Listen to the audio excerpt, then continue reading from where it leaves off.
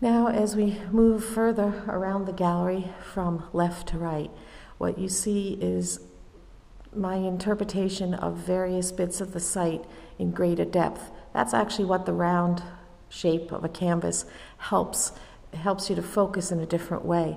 So this is a bit of where I actually started the large painting, which is the focus piece of the exhibition, and it's a corner of structure 12.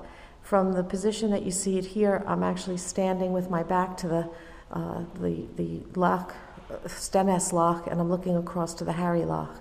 And in between is actually where all the archaeology happens. As I move along, you see the rather large painting.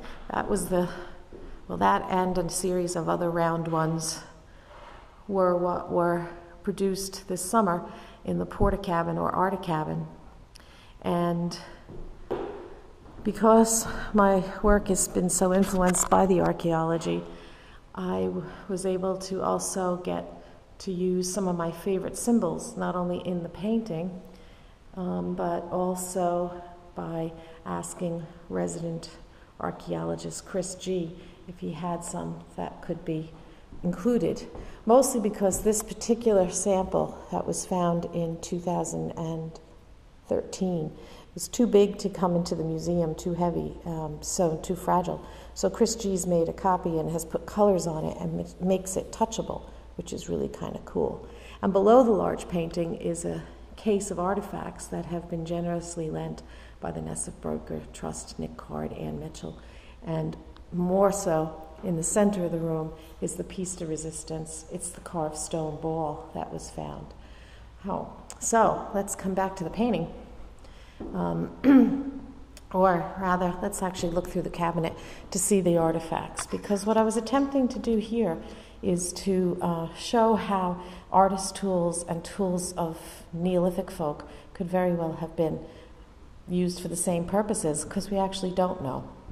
You also see the work of Antonia Thomas, who has done art and architecture research, her PhD studies, and that's her notebook, which she has gracefully offered to have on display. Intermixed in this cabinet, though, are some, like this stone, that was found on the beach that is naturally marked. Using those stone blades, I was able to impress, while the paint was still white, marks that I'd found of interest, including these triangles. For this is about the triangles, which, well, in the painting there with the red and white tape marks a spot where if you touch me, I'm going to fall down. What these represent that the Neolithic people did, well, we're not quite sure. Here, Chris G has interpreted one of the stones found in itself a triangle shape, covered with these triangle marks.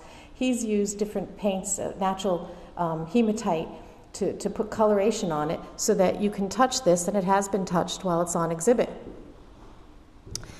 But you'll see these triangular marks, possibly because, as you might expect, they are easier to make on a stone with another stone.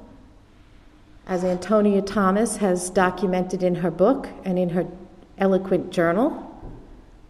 Or perhaps because on the beach you could find a stone like this one here that was found on a beach.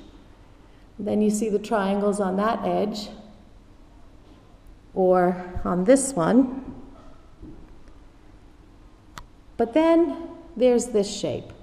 That's a mark known now as a horn spiral, or of the heart shape that was found on a dig called Smerkoi, which maybe reflects the interest in that stone, which is shaped like a heart.